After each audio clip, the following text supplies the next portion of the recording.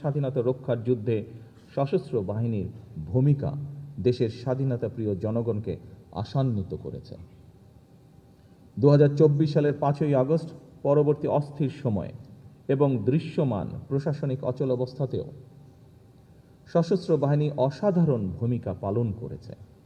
এমনকি অন্তর্বর্তীকালীন সরকারের পুরো সময়টিতে আইন শৃঙ্খলা রক্ষা থেকে শুরু করে দেশের শিল্প অঞ্চল, নগর বন্দর এবং স্থবির হয়ে পড়া অর্থনীতির চাকা সচল রাখার ক্ষেত্রেও সশস্ত্র বাহিনীর ভূমিকা ছিল ইতিবাচক।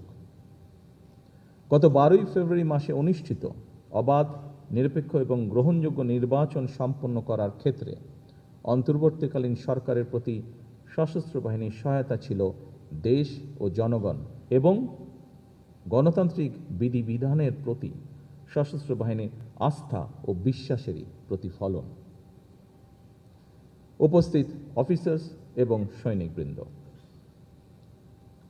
দীর্ঘ 18 বছর পর গত 26শে মার্চ নির্বাচন পরবর্তী গণতান্ত্রিক বাংলাদেশের 55তম স্বাধীনতা এবং জাতীয় দিবসে সাড়ম্বরে অনুষ্ঠিত হল রাষ্ট্রীয় কুচকাওয়াজ।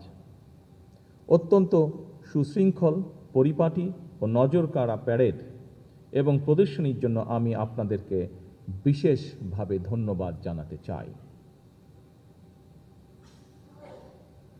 শৃঙ্খলা ও পেশাদারিত্বের এই অনন্য বহিঃপ্রকাশ কেবল সশস্ত্র বাহিনীর গৌরবই বৃদ্ধি করেনি, বরং দেশবাসীর সামনে দেশপ্রেমে উজ্জীবিত সুসংগঠিত সশস্ত্র বাহিনীর সাহসী প্রতিচ্ছবি তুলে ধরেছে, যা দেশবাসীকে করেছে গর্বিত।